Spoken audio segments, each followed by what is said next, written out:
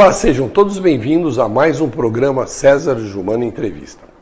Um advogado é um profissional liberal, graduado em Direito e autorizado pelas instituições competentes de cada país a exercer o justi postulandi, ou seja, a representação dos legítimos interesses das pessoas físicas ou jurídicas em juízo ou fora dele, quer entre si ou diante do Estado.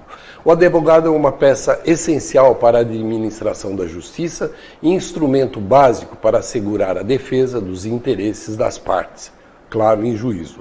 Por essa razão, a advocacia não é simplesmente uma profissão, mas um monus público, ou seja, um encargo público, já que, embora não seja agente do Estado, o advogado compõe um dos elementos da administração democrática do Poder Judiciário.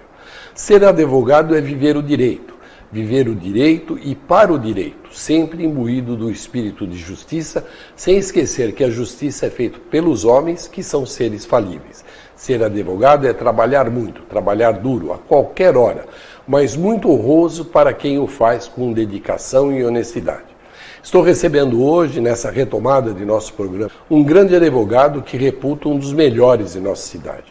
Em que pese ser graduado em engenharia elétrica, foi no direito que encontrou sua verdadeira vocação. Estou recebendo, por muito orgulho, o Dr. Paulo Afonso Mendonça de Siqueira, carinhosamente conhecido pelos amigos como Paulinho. Paulo, seja muito bem-vindo e agradeço por aceitar nosso convite. Eu que agradeço, César. Boa tarde, boa noite, bom dia, porque a gente nunca sabe... Quando a gente grava não tem bom dia, boa tarde. Por isso que eu já falo boa tarde, boa noite, bom dia, dependendo para todos aí os teleouvintes da Caraguá TV. É um grande prazer estar aqui, agradeço o convite, estou à disposição. Paulo, vamos lá. Antes de a gente falar o AB, mais da vida atual, onde você nasceu? Eu nasci em São Paulo, capital, mais precisamente no bairro da Vila Mariana. Vila Mariana? Vila Mariana, zona sul da capital. Seus pais? O meu pai é alagoano, nasceu numa cidade chamada Anadia, a poucos quilômetros de Maceió, em Alagoas. Minha mãe nasceu em São Paulo, capital, também. Capital. Eu tive que dar uma fuçadinha na sua vida, né? Claro. Fui conversar com seus pais.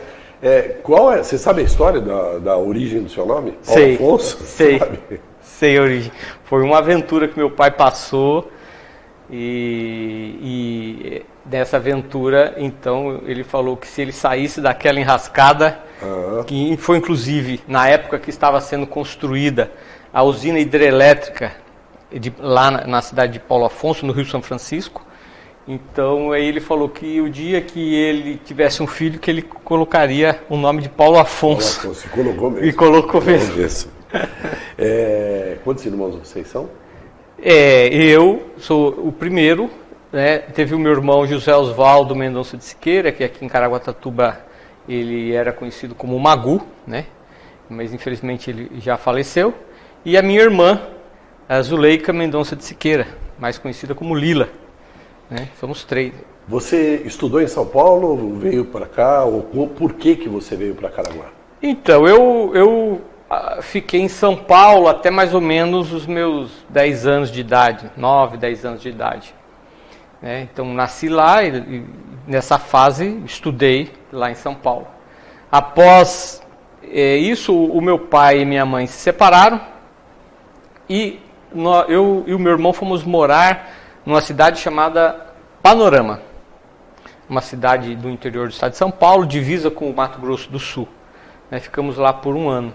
Depois voltamos, não, ao contrário, eu fui primeiro para Ubatuba, aliás, moramos em Ubatuba um ano, depois é que eu fui para essa cidade de Panorama. Ficamos em 1978 em Ubatuba, moramos um ano em Ubatuba. E em 79 nós fomos com a separação dos meus pais, que nós fomos para essa cidade de Panorama. E por que em 1980 nós retornamos, né? O meu pai, ele trabalhava na Polícia Militar e ele comandava o destacamento aqui. De Caraguá? De Caraguá. Olha só. E ele ficou, ele ficou. Só nós que mudamos, né? O meu pai ficou aqui. E aí, quando a gente falamos com os meus pais, né, especial com meu pai, falei, precisamos voltar, né, para morarmos juntos e tal. Aí meu pai nos trouxe de volta para Caraguatatuba, porque ele trabalhava aqui. Ele trabalhava em São Paulo e foi transferido para cá em 1977. Eu não sabia que ele tinha sido comandante aqui, não. Foi. Aqui não era nem companhia, nem batalhão, nem nada. Aqui era um destacamento. Claro. Daí, na sequência, veio o tenente Romano. O pai do Romano. O pai do capitão Romano, que era o tenente Romano. Uhum. E aí substituiu o meu pai no comando, porque, óbvio, a cidade foi crescendo. Aliás, quando você fala do Romano, a gente precisa falar em Romanão, em Romano e Romaninho agora, né? Sim, os três exatamente. Então, e aí foi essa história, por isso que nós viemos para Caraguatatuba em 1980. Tá. Estudei aqui em Caraguatatuba na escola do Indaiá, antigamente se chamava Escola do Indaiá e hoje se chama Dr. Carlos de Almeida Rodrigues. E depois eu estudei também no Tomás. Estudei no Tomás também. 2 anos no... Você teve uma boa parte da infância aqui. A parte da adolescência toda foi toda aqui. E por que você fez engenharia se você hoje é advogado? Pois é, César. A engenharia para mim sempre foi uma paixão, porque eu sempre quis ter conhecimento de como as coisas funcionavam, né? Porque eu via uma televisão funcionar e eu ficava indagando como é que isso, a imagem se forma, né? Eu queria saber como um computador funcionava, como é que faz todos aqueles cálculos, toda aquela engenharia de circuitos eletrônicos, né? Porque a gente aperta uma tecla, nós como usuários até nem imaginamos a complexidade que é você ter um computador, você construir, você projetar um computador. E eu queria saber como é que funcionava, né? E aquilo foi me tomando e eu tomei gosto por isso, né? E resolvi fazer engenharia. Meu pai sempre quis que eu fizesse direito, né? E até inclusive quando eu passei no vestibular, aliás, quando eu fui prestar os vestibulares, meu pai falou, não, faz uma de direito, quem sabe você, né? Você não passa na engenharia, de repente você passa no direito. Passei na faculdade de direito, para não perder a matrícula, a oportunidade de matrícula, eu fui lá, me matriculei no curso de direito, e logo em seguida saiu o resultado da engenharia. Daí eu falei para meu pai, eu vou ter que cancelar o do direito e vou para a engenharia porque eu queria fazer engenharia. Lembrando que seu pai também é advogado. E meu pai é advogado.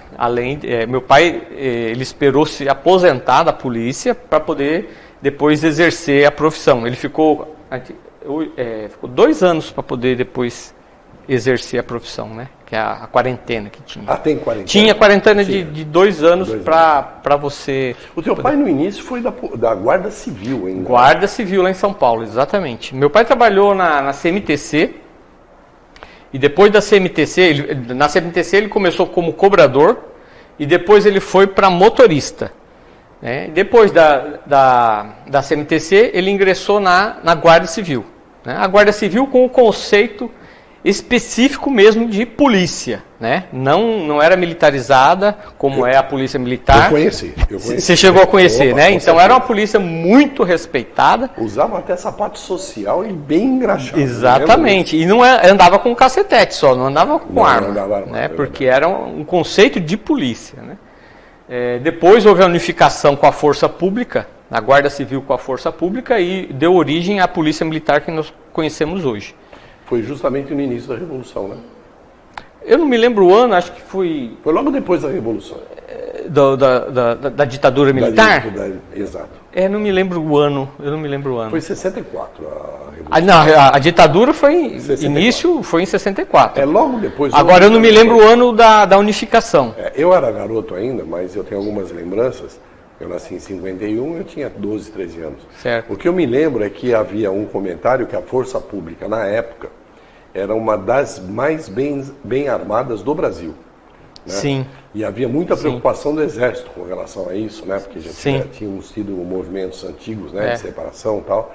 E aí foi uma forma deles tomarem conta, tanto é que ela é subordinada ao Exército, né? Sim, a Polícia Militar hoje ela é força auxiliar do Exército, das Forças Armadas, na realidade, né? Das Forças Armadas. Tá. E aí depois passou, você não trabalhou na profissão? Então, eu trabalhei, não especificamente como engenheiro, que o nosso título é engenheiro eletricista, né? Mas eu fiz com ênfase em eletrônica.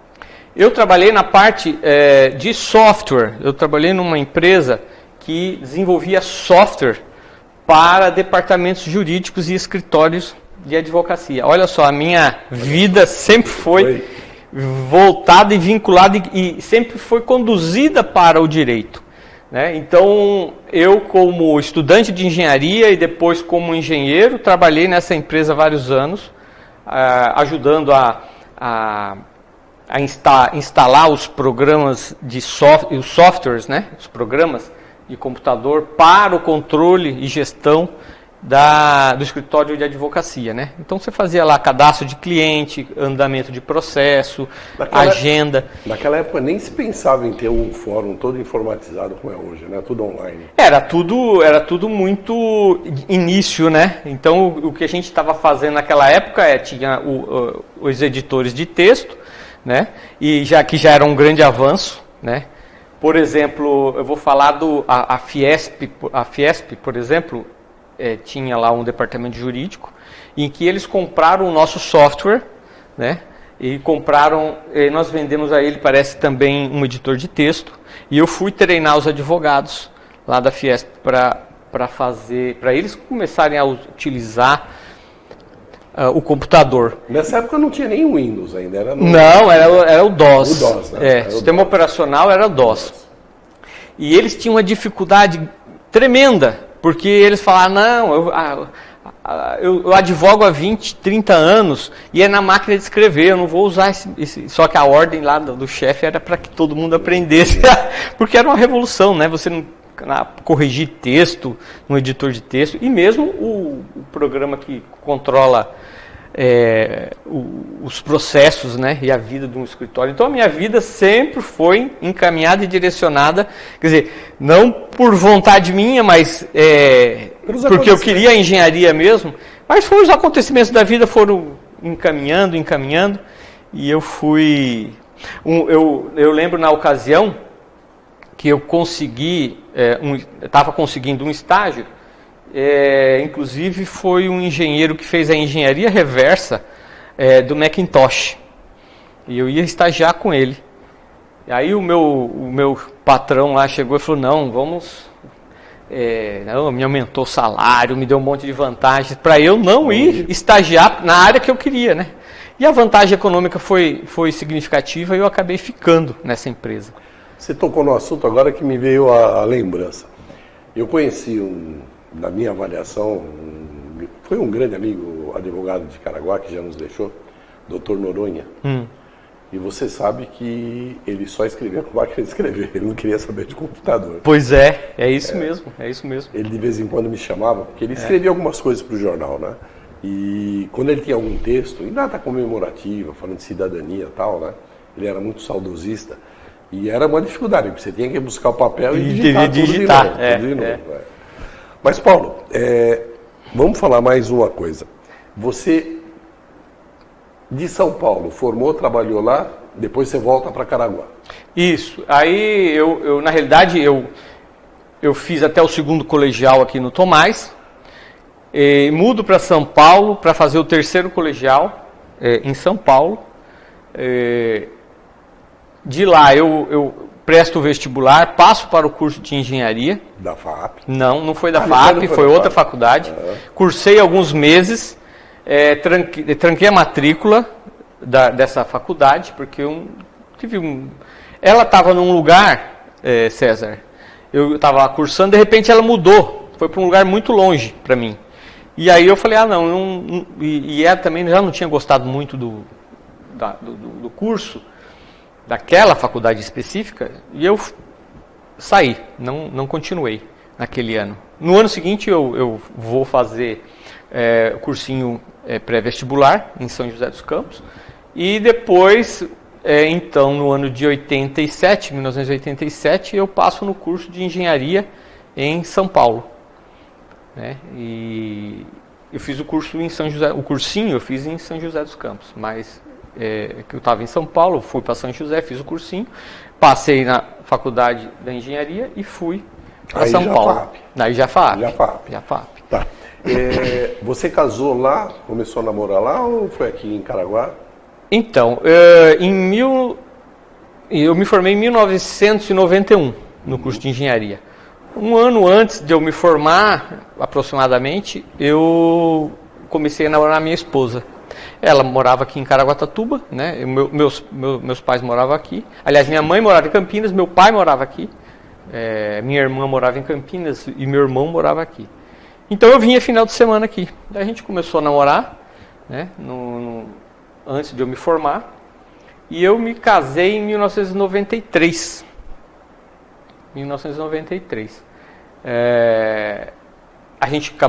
Nós chegamos a morar um pouco em São Paulo e depois, com o casamento, acabou por e ainda um convite do meu irmão para ser sócio dele numa loja de automóveis, que era a Magu Veículos.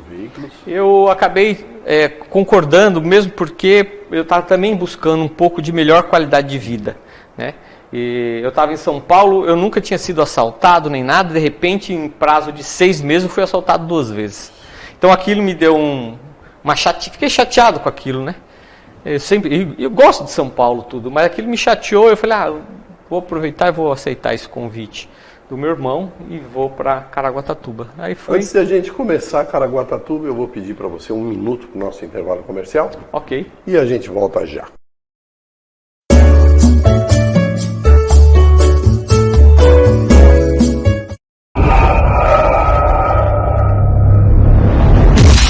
Caraguá TV, a primeira da cidade.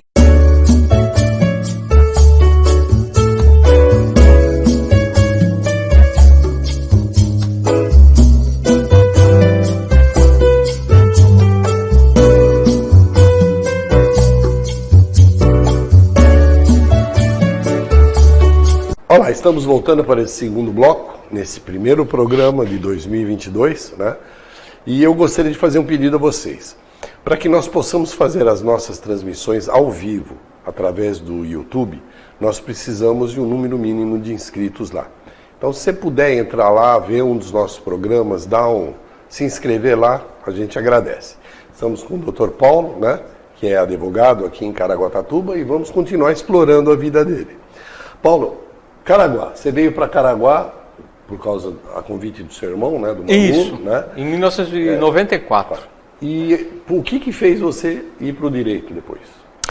Então, César, eu, na realidade, sempre tive uma veia política na minha vida muito forte. Eu sempre acompanhei, sempre participei das eleições, né? Mesmo antes de eu entrar no curso de Direito, aliás, de entrar no curso de Engenharia, e sempre estudei a parte da política e acompanhei, e aquilo era uma coisa que me agradava, porque eu achava, entendia, e até hoje eu entendo assim, que a política é uma forma que você tem para transformar a sociedade, transformar para melhor, né?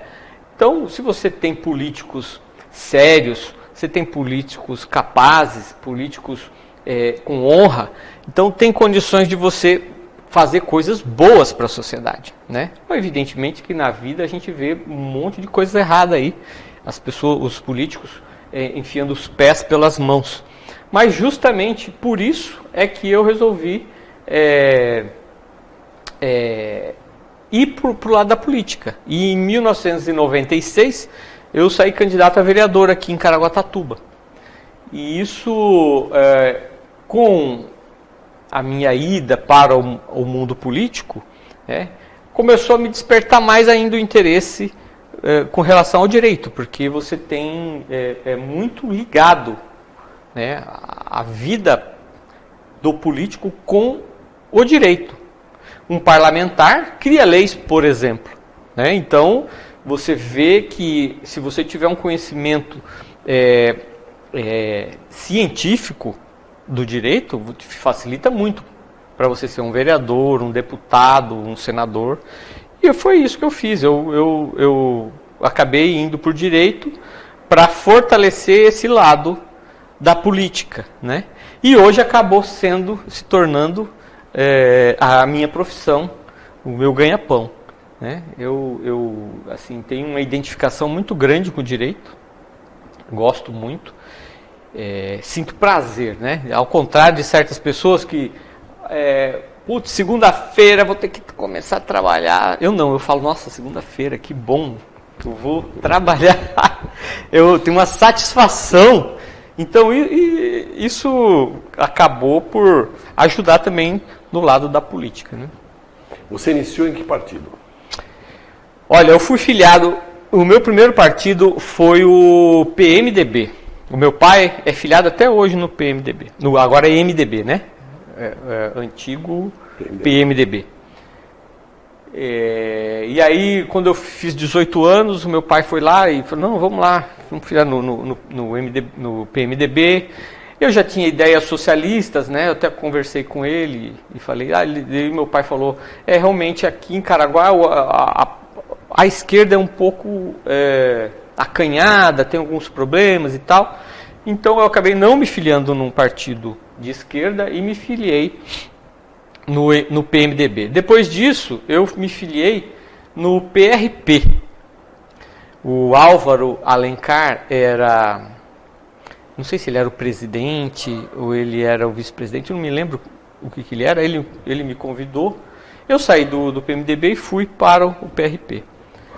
Mas nessas andanças, né, fui conhecendo pessoas, e um dia eu fui convidado para participar da reunião do Partido dos Trabalhadores. Eu fui convidado, fui nessa reunião e vi na prática uma coisa que eu não tinha visto nesses outros 2 partidos que eu participei. Eu vi uma coisa chamada democracia. Eu, que nem filiado era, me deram a palavra para falar sobre os temas que nós estávamos debatendo. Nós estávamos debatendo soluções para a cidade, os problemas, discutindo quais eram os problemas da cidade. E por conta disso eu fiquei fascinado. Falei, nossa, é aqui mesmo que é o meu lugar. Além de estar indo de encontro com o meu posicionamento político, que é de esquerda, né? Eu sou socialista, então isso acabou por fazendo com que eu pedisse desfiliação do PRP e me filiasse no Partido dos Trabalhadores, partido ao qual estou filiado até hoje. E já foi presidente lá, né? Já fui presidente por 2 mandatos lá, foi aproximadamente 6 anos de mandato. Mas voltando um pouquinho para o direito, os advogados estão organizados através da OAB, né? Sim. E você também teve a participação em gestões da OAB aqui, né? E me parece que recentemente você está em outra posição também lá. Eu fui indicado pelo presidente atual, Dr. Marcelo, a compor a comissão de direito eleitoral da OAB, aqui de Caraguatatuba.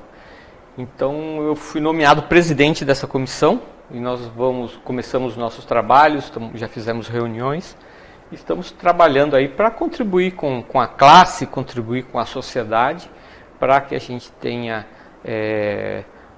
diminuição aí dos conflitos, né, da sociedade. Eu acho que é importante. Mas não é a primeira vez, você já tinha participado? Né? Já participei. Eu tenho uma vaga lembrança. Da gestão passada eu também fui presidente da comissão de direito eleitoral, da mesma comissão. E vai muitos problemas para lá nesse período eleitoral? Olha, quando eu... Me corrija se eu estiver errado. Eu vejo a mesma dificuldade, se eu estou fazendo mau juízo, mas me corrija. Dos juízes também, porque o juiz também, periodicamente, ele assume como juiz eleitoral, né? Sim. Né? Sim. E você tem uma legislação diferente, né? Do que seja criminal ou civil, né? E, de repente, você tem que se adaptar. A mesma coisa acontece com os advogados. Isso ocorre a cada eleição municipal, praticamente, né? Sim. Então precisa ter um referencial, uma orientação. Sim, tem que ter Você vai se adaptando, né?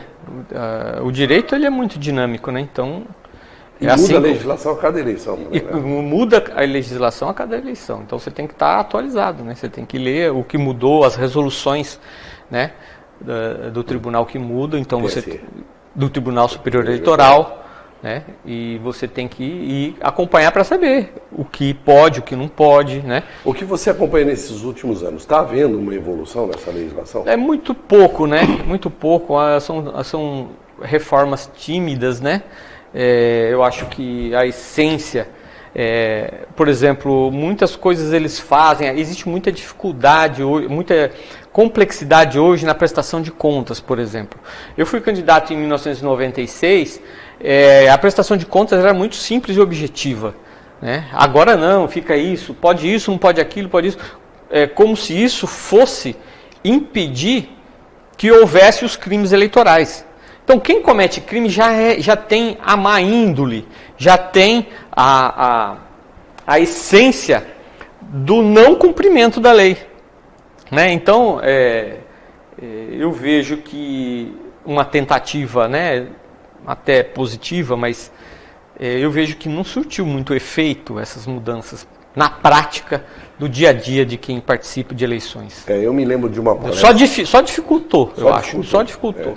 Eu me lembro de uma palestra que eu assisti no módulo, num período de eleições, e veio o representante da OAB dar essa palestra, né? E ele chama a atenção, dizendo que nós temos uma das mais sofisticadas legislações eleitorais, e aí ele pergunta para a plateia, me aponta um que esteja preso por crime eleitoral.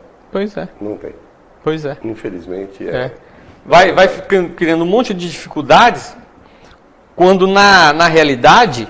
Quando você precisa de resolver a questão, o pessoal faz ouvidos moucos, parece que as coisas não andam, não acontecem, né? Eu tenho assim uma esperança muito grande no TSE, né, agora, porque a postura me parece que está mudando. Você viu que em 2018 nós tivemos muitos problemas com relação à divulgação de fake news, né? Não é admissível que no Estado Democrático de Direito, em pleno século XXI, César, você tenha cidadãos que vá à internet divulgar mensagens que são mentiras. E você chega ao cúmulo de você, às vezes, alertar a pessoa, olha, você está divulgando uma mensagem mentirosa. Vai lá e deleta e se retrate. Daí ele falou, não faço isso porque da onde você tirou que isso aí é falso? Aí você prova por A mais B que aquilo é falso. Não aconteceu aquilo. Qualquer pesquisa no Google já te mostra. Exatamente. Eu vou pegar a confirmação na TV Record, porque a TV Record é uma TV confiável. Eu falei, pera lá. E o senso crítico? Você não tem um senso de autoavaliação daquela informação? Né? Um comunicado que eu recebi essa semana, nós temos um grupo de imprensa, aliás, tem 2 grupos de imprensa em Caraguá, e se joga todas as informações que vêm, né? E me chamou a atenção, talvez seja uma nova postura, você pode estar me dizendo, nós sabemos que tem muita fake news, continua, né? E existe muita agressão, inclusive, desrespeito à legislação, e eu achei muito interessante. Esse comunicado, o PT estava orientando as pessoas que recebessem fake news para não repassar para ninguém, mas eles colocaram à disposição um ponto na internet para você enviar para lá. Sim. Isso quer dizer que a postura do PT nessas eleições vai ser... totalmente diversa da de 2018. Porque, na realidade, nós fomos pegos de surpresa. Porque você vai e faz uma campanha falando a verdade, em cima de projetos factíveis, em cima de coisas que são, no mínimo, verdadeiras. Tem uma condição que a gente, que nós vamos para a sociedade e colocamos os nossos projetos na boa fé, com a boa fé, né? Quando nós não vimos isso do outro lado, né? Do outro lado nós vimos má fé, pura má fé, tudo eivado de mentira, fake news espalhado todo quanto é tipo de situação e circunstância, e muitas das vezes eles sabem que é mentira, mas eles sabem que aquilo pode mudar ou virar esse ou aquele voto. Você quer exemplo mais gritante do que a tal da mamadeira de piroca que eles falavam aí? É um absurdo. Ou então aquela coisa de que o filho do Lula era dono de uma Ferrari de ouro. E aí você vai, tudo desmentido. O PT conseguiu desmentir tudo o que falaram em 2018 contra o PT, contra o Lula, contra a Dilma, contra todos. E agora me parece que eles estão no mesmo caminho. Eu vou dizer para você, César, e para os telespectadores, se a turma do lado de lá começar a fazer esse tipo de coisa, eles vão perder feio. Vão perder feio, porque nós estamos preparados hoje. O Partido dos Trabalhadores está preparado, César. Isso que você falou é verdade. Nós temos lá uma equipe, a gente não está batendo de frente com ninguém. Nós só estamos comunicando a central do departamento jurídico, e o departamento jurídico vai tomar as medidas jurídicas cabíveis, porque é inadmissível que você vença a eleição com projeto mentiroso, com mentiras, com fake news. Nós estamos vendo uma postura diferente, principalmente do Tribunal Superior Federal, né? TSE. TSE. Não, você está falando do TSE, eu estou falando do Supremo, do STF. Ah, do STF, do Supremo. E que, normalmente, quem preside o TSE é um ministro do Supremo, né? Até porque houve várias agressões ao Supremo, né? E o Barroso, né? O Fachin souberam se posicionar, né?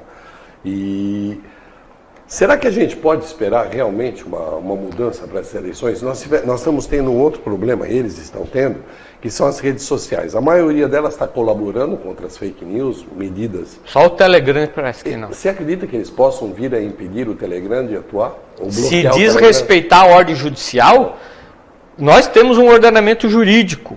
E o ordenamento jurídico deve ser respeitado. Não, mas eles não estão no Brasil. Essa aqui eu sei, mas tem tecnicamente como você bloquear. Bloquear tecnicamente. Você bloqueia, o cara não vai conseguir mais ninguém no Brasil acessar o Telegram. É o que alguns países autocratas, né, a China e a própria Rússia hoje fazem, bloqueando algumas entradas, fazem, né? Principalmente a China, né?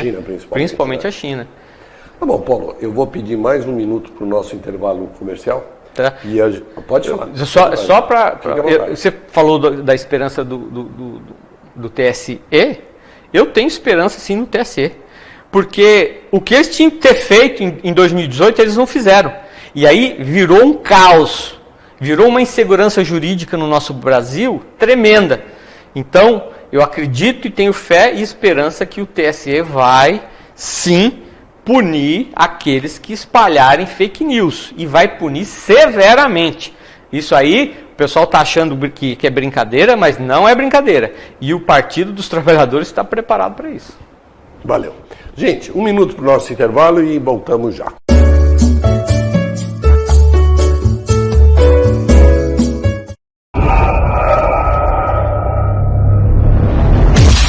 Caraguá TV, a primeira da cidade.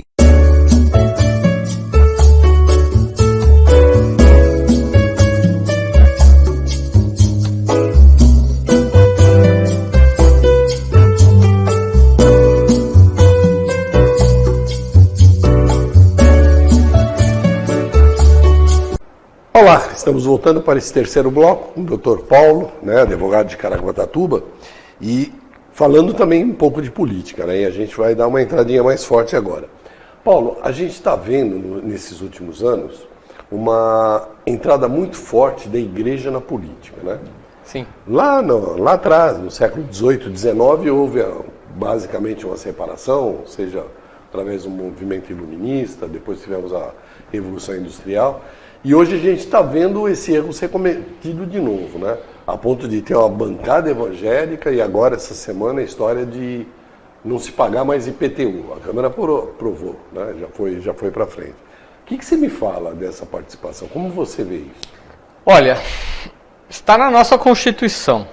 O Estado brasileiro é um Estado laico.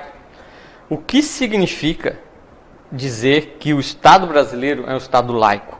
Ou seja, ele não pode, o Estado, sofrer influência religiosa. Está na nossa Constituição também que é livre a escolha de religião. Cada cidadão tem o direito de escolher livremente a sua religião. Agora, um escolhe ser católico, outro escolhe ser protestante, outro escolhe ser espírita, outro escolhe ser umbandista e assim por diante. Então qual vai ser a religião que deve prevalecer? O Estado tem que dar aulas de religião nas escolas, né? Mas tem que colocar um crucifixo, o Estado tem que ser laico, não tem que ter aula de religião, não tem que ter crucifixo, não tem que ter imagem, não tem que ter nada. A finalidade do Estado não é religiosa. A finalidade do Estado é outra, é atender às necessidades da sua população, do seu povo, da sua nação. De modo que eu vejo que o movimento religioso, principalmente dos protestantes, né, mas aí você pode ver também a Igreja Católica mais timidamente, mas também nesse contexto de aproveitar os fiéis, aproveitar o religioso que vai à igreja, que frequenta a religião, para obter vantagem eleitoral, para chegar lá dizendo que vai, chegando lá no cargo eletivo, fazer o que Deus inspirar, o que Deus... Olha, eu respeito todas as religiões, eu acredito em Deus, mas nós temos que ter pé no chão. Nós vivemos no mundo material. O lado espiritual tem que ser respeitado, mas o mundo no material é o seguinte, é prato cheio de comida para você comer, 3 refeições pelo menos por dia, ter emprego, ter saúde, transporte, educação adequada e digna, para que você possa ter uma população que tenha um mínimo de conflitos e que você tenha dignidade humana para todo o povo. O objetivo é esse, né? Aí o sujeito vai lá e começa a falar, defender aspectos religiosos dentro do Estado, para mudar a lei por conta de aspectos religiosos. Ora, por que esse projeto isentando o pagamento de IPTU, você falou? Mesmo de imóveis alugados. Eu acho um absurdo, porque o que essas igrejas arrecadam de dízimo por ano são fábulas, é um verdadeiro absurdo, é muito dinheiro. Sabe quanto que elas devem para o Estado hoje? Não tem 1,6 bilhões. É muito dinheiro. Dinheiro. Que deve. Né? E existe um trabalho forte desse grupo lá no Congresso de tentar se isentar dessa dívida. Eu escrevi essa semana, inclusive, na minha coluna sobre isso, né? E eu fiz uma pergunta no final. Qual a diferença daqueles que assaltaram a Petrobras e quem está usando o poder para fazer a mesma coisa com o dinheiro público? Eu acho um absurdo. Tinha que esse projeto, na minha opinião... Respeito todos aqueles padres, pastores, né, guias espirituais que trabalham sério. Agora, trabalhar em benefício financeiro... Né, qual que é o controle, César, que existe do dízimo de uma igreja católica ou do dízimo de uma igreja protestante? O Estado não tem controle nenhum. Sabe, o que eu vejo são pastores andando de iate, de lancha, para cima e para baixo, carrão de 300 mil reais encostado na porta. É isso, a custa de quem? Da fé do povo, né? A custa da fé do povo, isso é um absurdo. Eu já vi histórias de pessoas que deram a própria casa, foram lá passar escritura para o pastor. Eu conheço gente de Caraguá que deu o carro para a igreja. Pois é, a justiça atenta, quando ela é acionada, já reverteu várias doações de imóveis que são verdadeiros absurdos. Devia ser proibido uma pessoa dessa, se diz cristã, Ah, mas é para Deus. Não, Deus... Quem é o ser mais rico do universo? Na minha opinião, é Deus. Deus não precisa de dinheiro. Deus não é surdo, também não precisa gritar. Então, é uma série de coisas que na parte religiosa... E eu cito ainda que o pior argumento que eu vi foi do relator da matéria, né, dizendo que como a Constituição garante o direito, né, da fé pelo fato do Brasil ser um Estado laico, que o IPTU vai garantir isso. Não pagar IPTU vai garantir isso.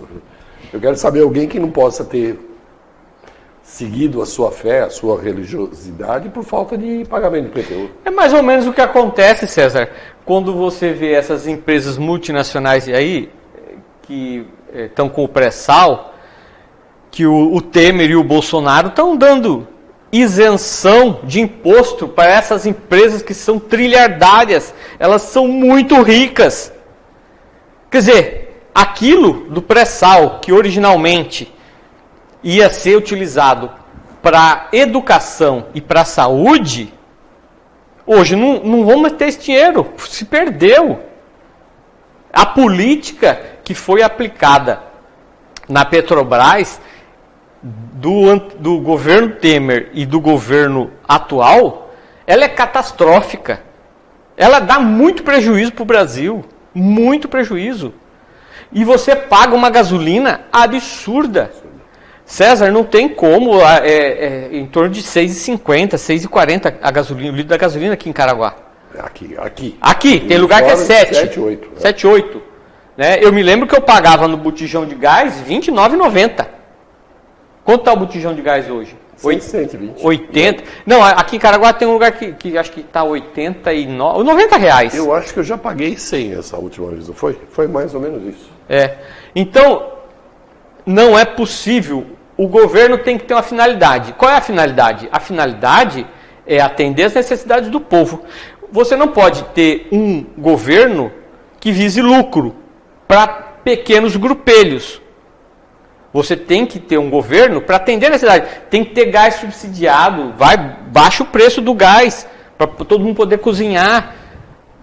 Baixa o preço dos alimentos. Sabe? Esse governo não tem estoque regulador de grãos, por exemplo. Acabou. Não tem estoque regulador de arroz. No passado nós já tivemos. Nós tivemos, no governo do PT nós tínhamos.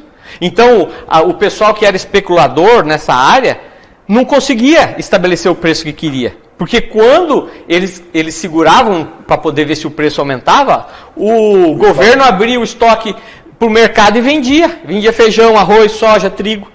Você entendeu? Então, por que era mais barato? Porque tinha um governo voltado para o povo. Do povo para o povo. Aí você vê aí do jeito que está, qualquer coisinha que acontece do dólar, que é a alteração do dólar, hoje a gasolina é atrelada ao dólar, para poder você dar dividendos para os acionistas da Petrobras. Paulinho, você não acha que isso tudo começou quando a Petrobras abriu ou lançou ações na Bolsa de Nova York?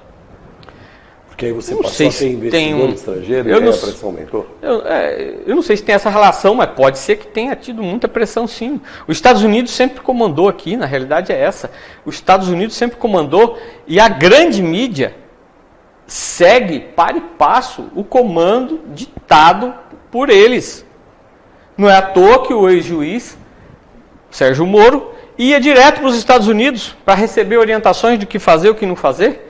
E no final das contas, a justiça foi feita. Mostrou-se que ele era um juiz suspeito. Você sabe, César, que a pior coisa que pode acontecer para um juiz é ele ser julgado suspeito. Ele fere o princípio da imparcialidade, que é um princípio que todo juiz tem que abraçar com unhas e dentes, e para se manter firme naquela linha. Ele não pode ter uma preferência. Ele não pode escolher um lado. Ele tem que ver o que um lado diz, o que o outro lado diz, ver o que foi produzido de prova na instrução processual e, em cima do que foi produzido de prova, pegar a lei, comparar, opa, aqui dá para encaixar, vou julgar favorável, vou julgar parcialmente favorável ou vou dar um julgamento de improcedência da ação. Uma coisa que chamou muita atenção nesse julgamento da Lava Jato, e quando veio à tona, foi essa cumplicidade que havia entre o Ministério Público e o próprio juiz, né? Pois é. Isso é normal por aí, não? Não é normal. Não é normal e não deve ser normal. Uma coisa é você ir despachar com o juiz, tanto o advogado como o Ministério Público, né, o promotor de justiça, os procuradores, podem ir despachar com o juiz. Uma emergência, alguma coisa que precisa ser, se não for decidido naquele dia, vai causar grande prejuízo para uma das partes ou para várias pessoas. Então, o juiz tem o dever de receber o advogado e o promotor, né, e despachar o quê? Você tem uma petição pronta, você já botou todos os seus argumentos ali e você vai dizer para o juiz, excelência, olha o que está acontecendo, se o senhor não julgar rapidamente, o meu cliente vai ser prejudicado porque vai acontecer isso, e vai ter um grande prejuízo que vai ser impossível de se retornar à condição anterior. Deixa eu fazer uma pergunta para você. A gente vê nos filmes americanos, eu sei que a ordem jurídica americana é diferente da nossa, sim, né? Mas o que você vê lá, existe realmente essa audiência no privado das partes com o juiz, mas você observa que sempre que isso acontece lá, estão as duas partes, o advogado dos dois lados, ou o Ministério Público e o advogado de defesa, juntos para fazer essa audiência. Isso aqui acontece dessa forma? Tem que acontecer. Não? Mas dessa forma aqui? Tem que ter a parte, tem que ter assistido por advogado, e se for na esfera criminal, né, assistido por advogado, e o promotor de justiça, que é o acusador, né? Também, mas os tem dois que estar, não pode estar o cliente sozinho. Não pode estar o advogado sozinho lá falar com o juiz. Não, pode, para conversar com o juiz, despachar. Nos Estados Unidos você não vê isso, toda vez que vai... Não, porque na realidade, quando a gente fala despachar com o juiz, não é na audiência. Não na audiência, fora da audiência. É fora da audiência, Você vai lá e despacha com o juiz. Normalmente, isso acontece. Agora, isso não significa que você está fazendo conluio com o juiz. Não é isso, mesmo porque o juiz não vai aceitar. Agora, o que aconteceu com o Dallagnol e com o Sérgio Moro foi combinação de procedimentos que não poderia ter ocorrido, porque são vedados, são proibidos pela nossa legislação, certo? O juiz dizendo, chama tal testemunha, porque daí eu defiro, faz tal coisa, chama aquela prova que eu vou deferir, vamos fazer essa perícia porque eu vou deferir. Quer dizer, não é isso. E o juiz tem que ser imparcial, ele tem que ver as duas partes de forma imparcial, sem puxar a tendência para um lado para o outro. Você ser imparcial, o juiz suspeito. O juiz de convencimento vai ser feito ao longo do processo, com as provas que se forem carreadas, ou seja, juntadas aos autos. E o que você fala da política internacional? A gente tem visto que nos últimos anos houve um crescimento da direita e agora parece que está revertendo para a esquerda de novo. Então, César, todas as vezes que a direita se aproxima da extrema direita, de pessoas que têm um comportamento, uma ligação nazi-fascista, a direita perde. Porque é um risco muito grande. O PSDB aqui no Brasil é um exemplo claro, né? Se aproximou, apoiou o Bolsonaro, extrema direita, e hoje está em frangalhos. O PSDB diminuiu muito a sua força política no Brasil. O mesmo acontece a nível internacional, né? O país agora que foi invadido agora, bombardeado pelo Putin, a Ucrânia, o presidente da Ucrânia é uma pessoa vinculada ao nazifascismo. Ele é uma pessoa de extrema direita. O Biden, por conta de ser o presidente dos Estados Unidos, e observa a perda de poder dos Estados Unidos nos últimos anos, em especial para a China, tenta, num movimento desesperado, apoiar esses movimentos. Houve o apoio dos Estados Unidos no movimento do golpe aqui em 2016 contra Dilma, certo? Houve o apoio dos Estados Unidos, está havendo agora na Ucrânia. Até na 64 também tinha. Sim, em 64 os arquivos foram abertos e foram mostrados que houve esse. Então o brasileiro tem que começar a ter altivez. O brasileiro tem que começar a ver e observar as coisas como elas devem ser observadas. A altivez no sentido de que o Brasil precisa ter soberania nacional, coisa que nós fizemos com o governo a partir de 2003, com o governo Lula. Nós tivemos um fortalecimento do nosso país, da nossa soberania. O Brasil era respeitado no mundo inteiro. Todo mundo recebia o Lula, o Lula e a Dilma, de uma forma alegre. Todo mundo queria o Brasil como parceiro político, como parceiro econômico. Vamos fazer o seguinte. Próximo bloco e último, vamos falar sobre a política nacional, o momento que o Brasil vive hoje, vamos. E sobre esses assuntos, tá bom? Vamos sim. 1 minuto e a gente volta já. Você não marcou isso?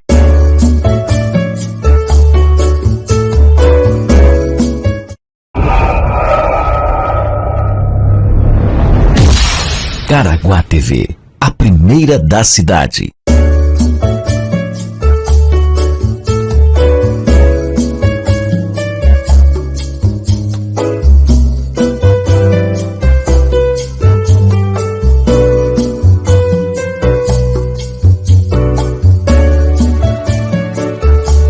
Estamos voltando para esse quarto e último bloco com Paulo Afonso, advogado, e com grande participação política, inclusive em Caraguá.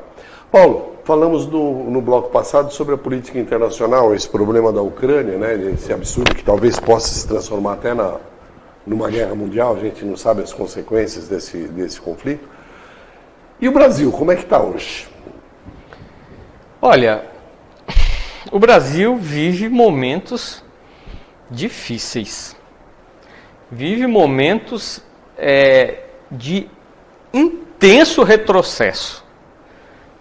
Nós retrocedemos com esse governo que está aí em torno de uns 40 anos, aproximadamente. Porque são direitos da Previdência vilipendiados, perdidos. Direitos trabalhistas dos trabalhadores que constroem e criam e geram a riqueza desse país, destroçados. Um negacionismo atroz. Não se acredita na ciência. Esse governo não acredita na ciência. Um governo que a todo tempo negou a eficácia da vacina. E continua agora. Você vê a quantidade de crianças que ainda faltam por vacinar por conta de uma política irresponsável de um governo que não dá credibilidade para a ciência. Eu não consigo conceber um governo hoje, em pleno século XXI, negando a ciência. Quais os argumentos? Porque o DNA que não sei o que. Não tem estudo, não tem nada, é tudo achismo. Esse governo é o governo. Sabe o que acontece, César? Bolsonaro, quando ganhou a eleição, ele não estava preparado e não tinha projeto para o Brasil. Ele começou a ocupar o cargo. É um governo de ocupar cargo. Ele ocupa o cargo. Quantas horas por dia ele trabalha na Presidência da República? Você ficou sabendo agora quantos R$1.000 foram gastos nas férias dele? Quase 900 mil reais nas férias dele foram gastos. Por que gastar tudo isso? E por que ele decretou segredo no cartão corporativo dele? A população tem que saber o gasto, onde ele gasta no cartão corporativo. O dinheiro é nosso? O dinheiro é nosso. Isso aí não é questão de segurança de Estado, não. Isso é uma coisa de vergonha na cara. Ter vergonha na cara, de chegar e ser transparente. Certo? Você precisava acessar qualquer coisa no portal da transparência do governo federal, quando era o governo do PT, rapidamente você acessava. Hoje não, hoje você tem que buscar isso, cadastrar aquilo, pegar aquilo, lá. Você fica 2 horas para poder conseguir ter acesso e quando tem acesso. Então é um governo, é um desgoverno, infelizmente, nós estamos vivendo um caos no Brasil, né? Aí o pessoal fala, mas ele não teve chance de governar. Não teve chance de governar. Qualquer um daqueles candidatos lá, que eram em 2018, governaria melhor do que ele. Qualquer um. Qualquer um. Agora, hoje, um cidadão de bem, que se diz de bem, depois de tudo que aconteceu, ainda está apoiando esse sujeito, é de entristecer. É de entristecer. Porque, César, um erro, quando você está num país que é presidencialista como o nosso, um erro do presidente da República, ele repercute na sociedade inteira.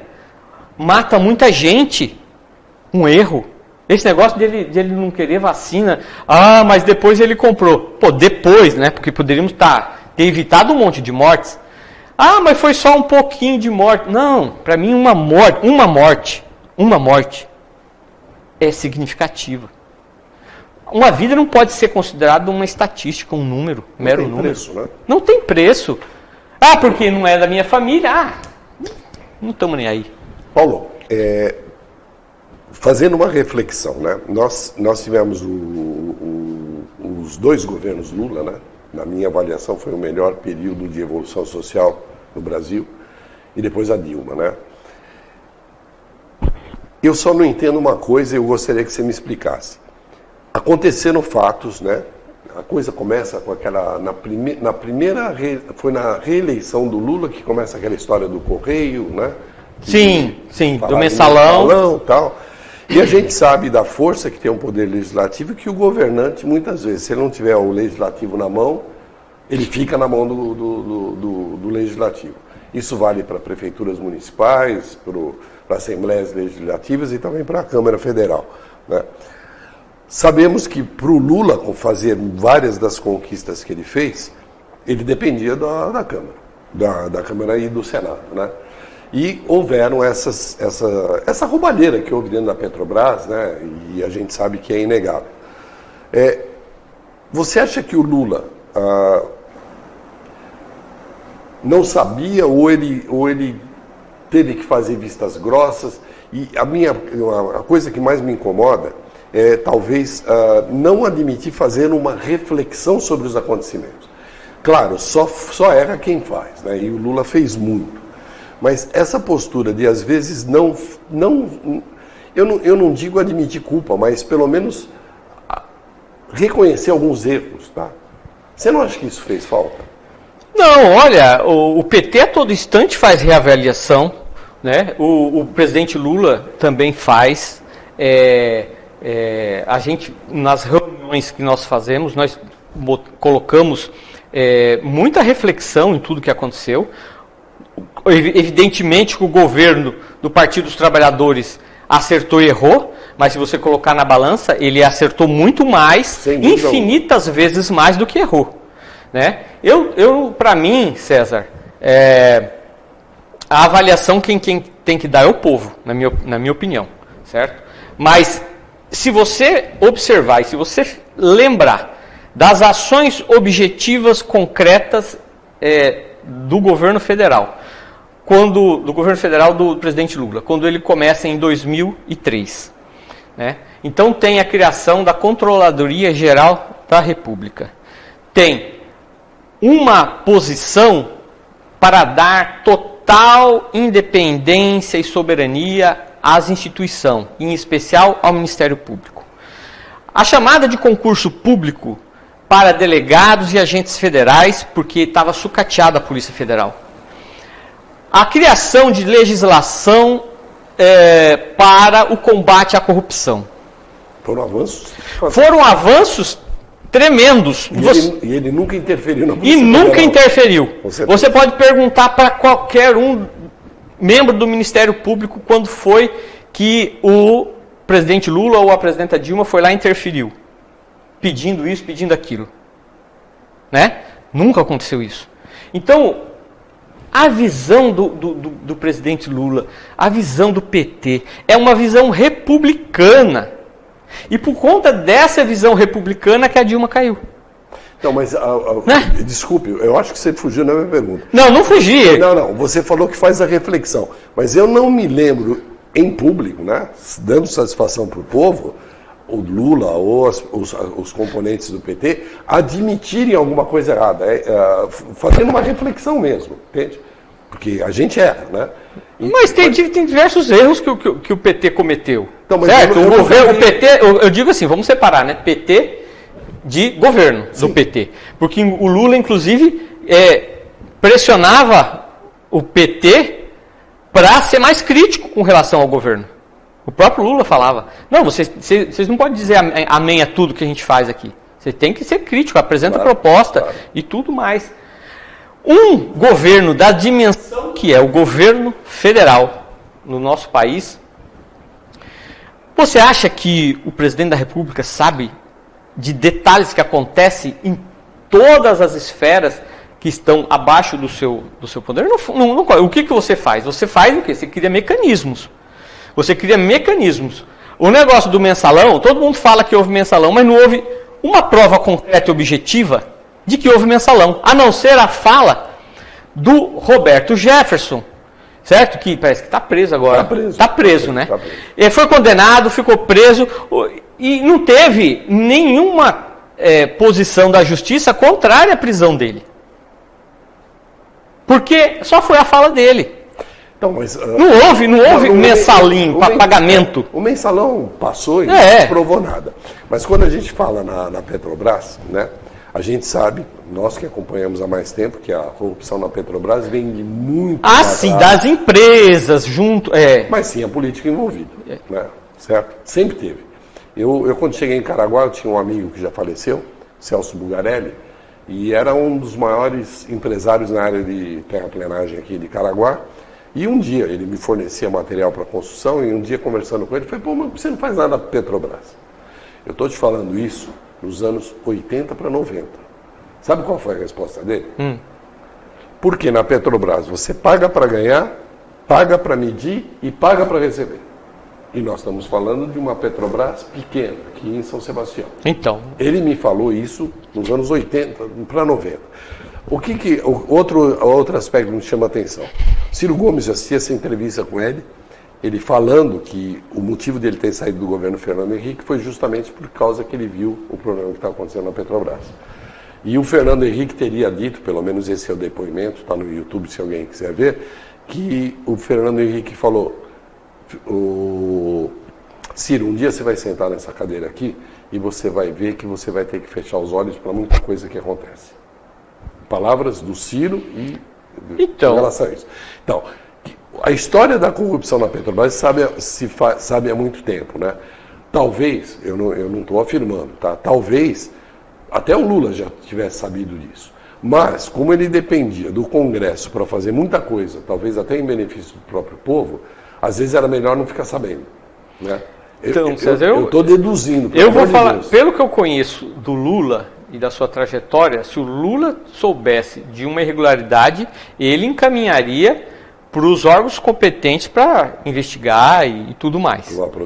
Eu já tive reuniões presenciais com o Lula. A postura dele é de extrema ética, né? Obviamente que, por exemplo, existia uma estrutura de corrupção no Brasil que vem do Brasil colônia. Do Brasil colônia. Essa estrutura ela vem nas oligarquias, e quem estuda história consegue analisar isso, e vem, as famílias ricas hoje, a grande maioria, vieram desses tipos de acertos e conchavos que foram feitos lá desde o Brasil colônia. Então, dizer que não existe corrupção no Brasil, não é verdade, que a corrupção existe. O que tem que saber é que você, diante da corrupção, o que você faz? Você, diante da investidura de um cargo político, o que você faz? Né? Então, se você for ver de todos os governos, qual foi o que mais criou mecanismos republicanos para combate à corrupção? E você vai ficar surpreso. O Partido dos Trabalhadores foi o que mais combateu a corrupção. Foi o governo Lula e ele acabou sendo vítima da própria criação dos mecanismos. Foi vítima porque depois foi a Lava Jato, que é a farsa jato, na minha opinião, que realmente acabou com a engenharia brasileira. Acabou com várias empresas. Acabou com várias empresas. Né? Nos Estados Unidos jamais aconteceria isso. A justiça lá, sabe o que faria? Você que cometeu, então vocês estão em cana. A empresa continua.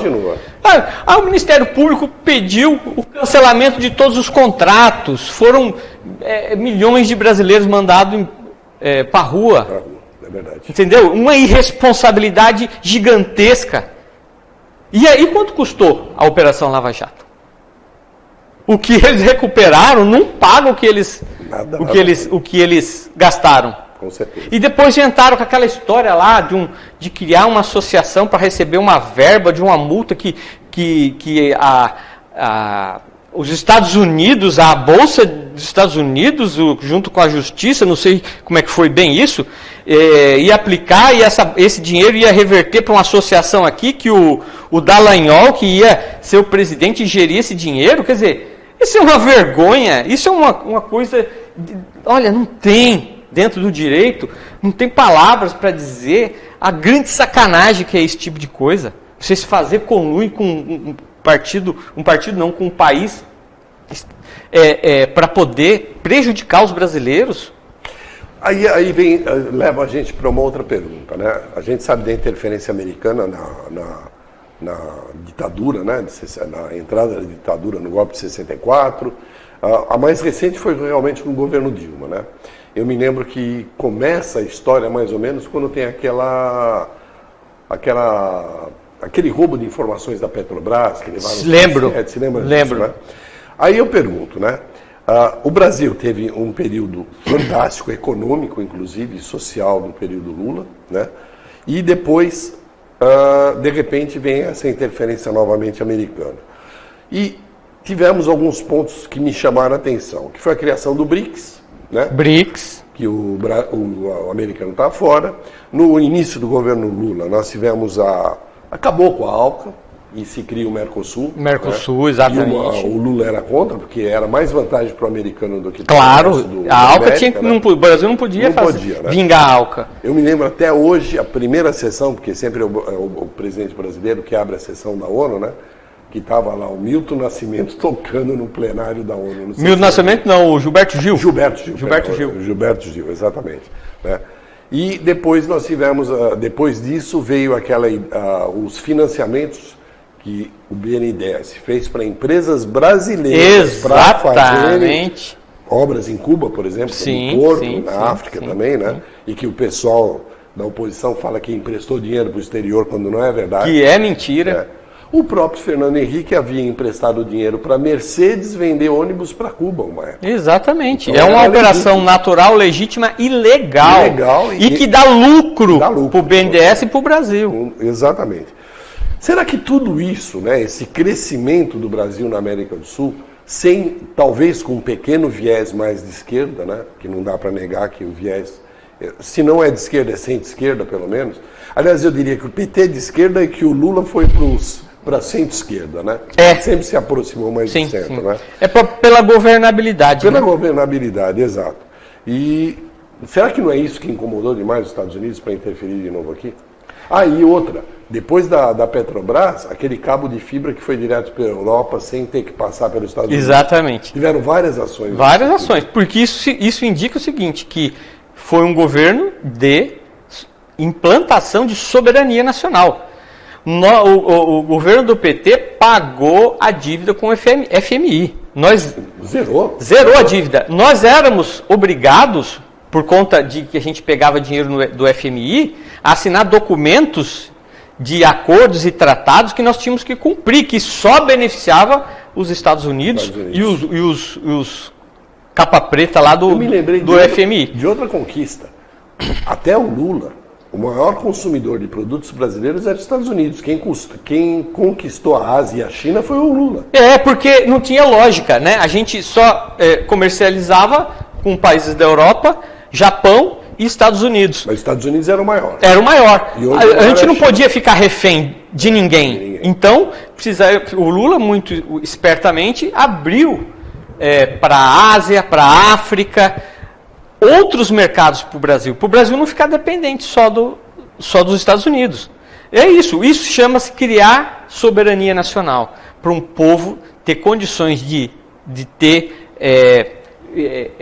dignidade humana, viver bem, não ficar dando isenção para a empresa que praticamente recebeu de graça a exploração do pré-sal, né?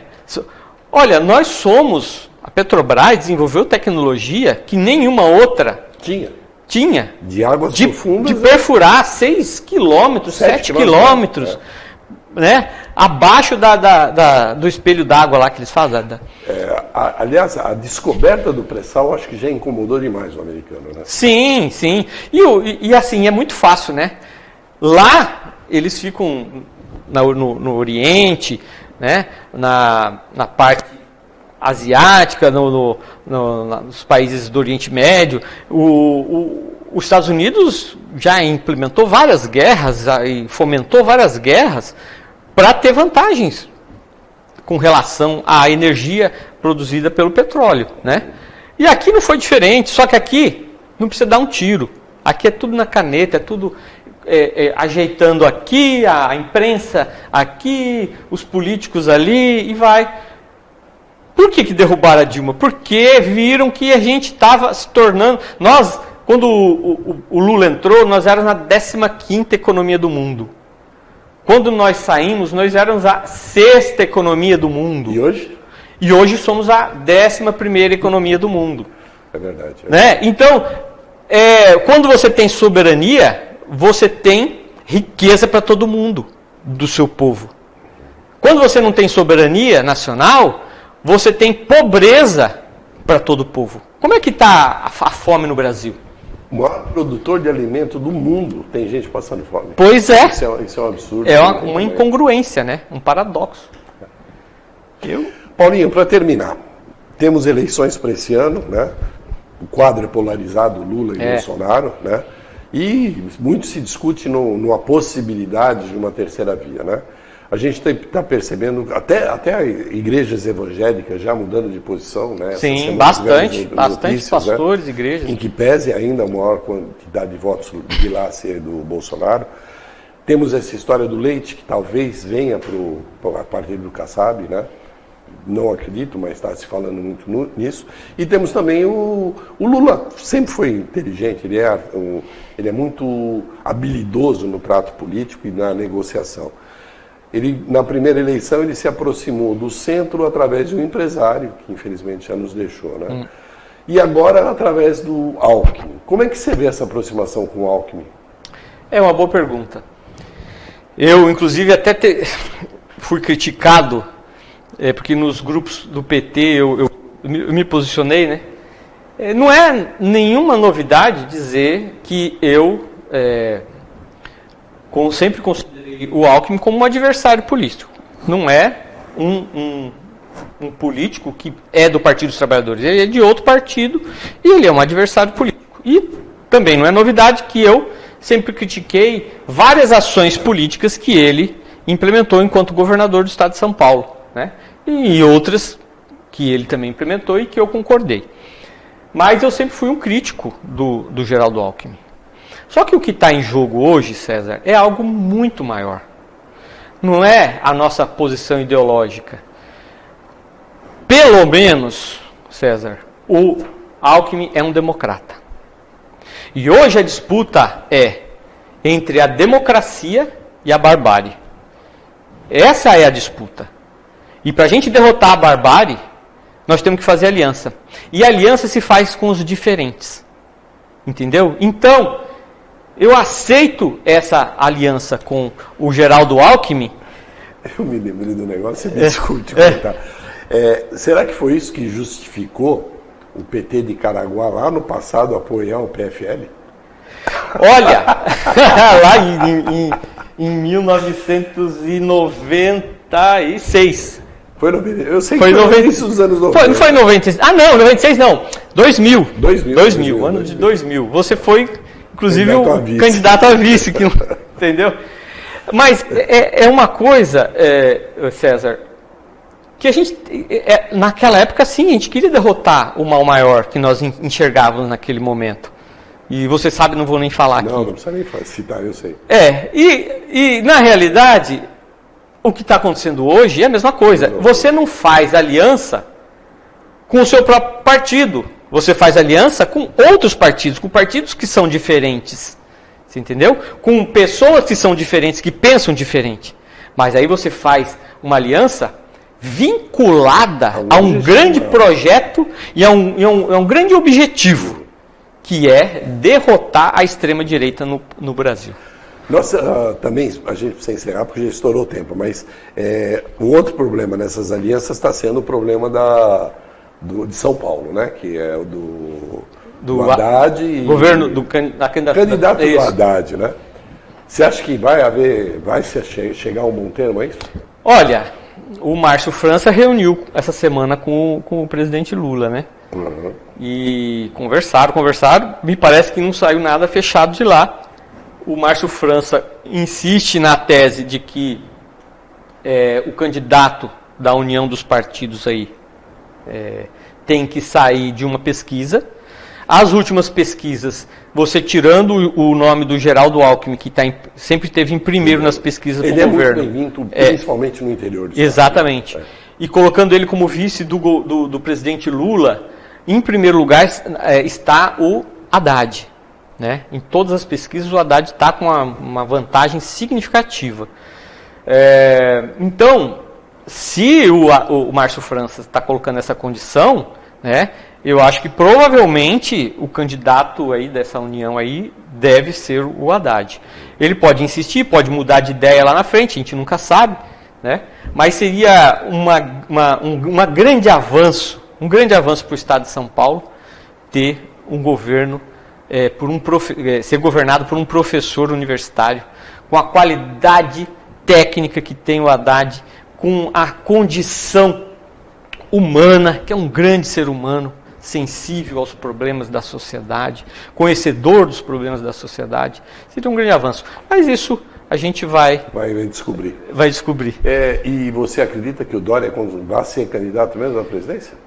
Ele Já essa semana já. Isso que eu ia falar. Já saiu aí mais ou menos que ele, pela primeira vez, pensou em não sair. Porque o Bolsonaro nas pesquisas só ganha dele no segundo turno. No resto ele perde de todos. Então, isso é uma sinalização da população, né? Esse estilo do Dória de ser político serviu para ele ganhar a primeira eleição. Mas, na minha opinião, nunca mais ganha um cargo executivo. Ele destruiu, na minha avaliação, ele destruiu o PSDB. Vai ser deputado, vereador, será o que for, mas... E nessa hipótese, rapidamente, cai fora o Dória, o Moro já está quase fora. Derretendo, né? Desmoronando, né? E com a saída dos dois, né? Que praticamente estão lá ainda com alguma pontuação, né? Você vê a possibilidade de surgir um novo nome aí para ser intermediário? Eu não digo que ganhe, mas que possa surgir ainda. Você sabe do Leite, né? É uma possibilidade. Eu vejo assim, vários nomes sendo sondados, mas que não estão decolando. Até agora não decolaram. E se pegar um nome novo agora, tem que ser um nome que tenha, assim, já chegando. Porque eu não vejo tempo hábil para eles criarem um novo líder. Nacional, né? Exatamente. Eu não vejo essa possibilidade. A nível de Brasil, eu acho que vai ficar polarizado mesmo. Vai até o final. Né? Vai ficar polarizado. Não vislumbro nenhum outro nome que possa se destacar. Eu temia um pouco o Moro, sabe? Porque eu conheço como é que a direita brasileira pensa. Mas depois que ele foi desmoralizado, né? Desmoralizado, acabou se desmoronando, né? Porque eu comentava com a Maria, eu vou me estender um pouco, eu comentava com minha esposa esses dias, justamente sobre esse problema do Moro, né? O Moro tira muito mais voto do Bolsonaro do que do Lula, eu não tenho dúvida disso. Tanto que as últimas pesquisas, o Moro caiu e o Bolsonaro subiu. Exatamente. Porque não é que ele conquistou os votos do Lula, não. O pessoal que estava votando no Moro resolveu votar no Bolsonaro. Para não votar no Lula. Para não votar no Lula. Você acredita que a gente ainda possa ter resolvido a eleição no primeiro turno ou com certeza vai para o segundo? Olha, o PT nunca ganhou eleição no primeiro turno para a presidência da República. Então, eu digo para você que certamente nós vamos para o segundo turno. Eu penso assim, o PT está se preparando para isso. Né? Nós não estamos... Óbvio, pode acontecer. Pode acontecer. Se acontecer, será muito bom.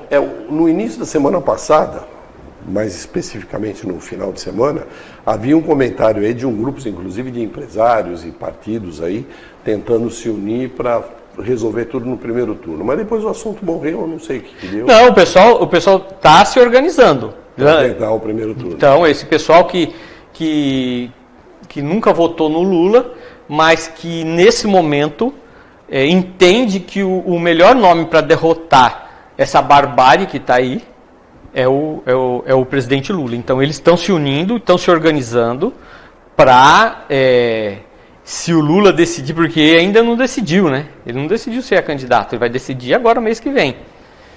Eu acho que ele vai ser, né? Eu acho que ele vai ser o nosso candidato.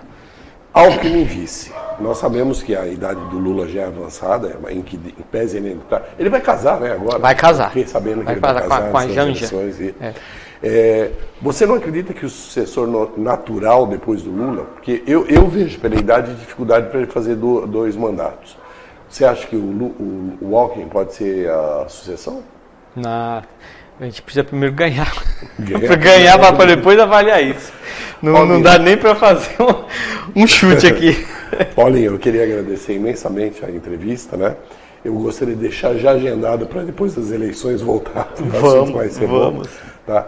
E sempre que você precisar, a gente está às ordens aqui. Eu que agradeço o convite, César, e estou sempre à disposição, né, de participar dos debates, de conversas, entrevistas. Né? Agradecer aí todos que nos estão assistindo aqui na Caraguá TV, que é a primeira TV de da cidade de Caraguatatuba. Eu sempre procuro esclarecer. Nós já tivemos outras emissoras aqui, mas elas não são de Caraguá, são concessões de fora que tem repetidoras aqui. Isso. E da web também a primeira. Né? Nós não colocamos o Litoral Norte porque nós fomos pesquisar e já havia sido feita uma lá em Ilhabela que não opera. Parou. Mas já havia lá. Então a primeira da cidade é um fato. Nós tentamos até fazer uma TV comunitária a cabo. TV comunitária, mas acabou não se concretizando. Esqueci desse detalhe. Tivemos várias reuniões e tal, mas não conseguimos viabilizar naquela ocasião. Me lembro disso. Né?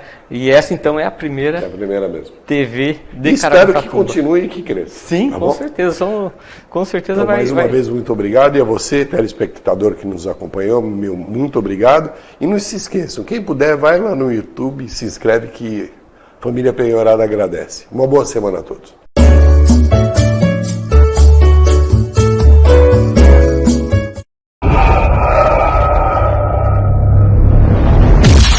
Caraguá TV, a primeira da cidade.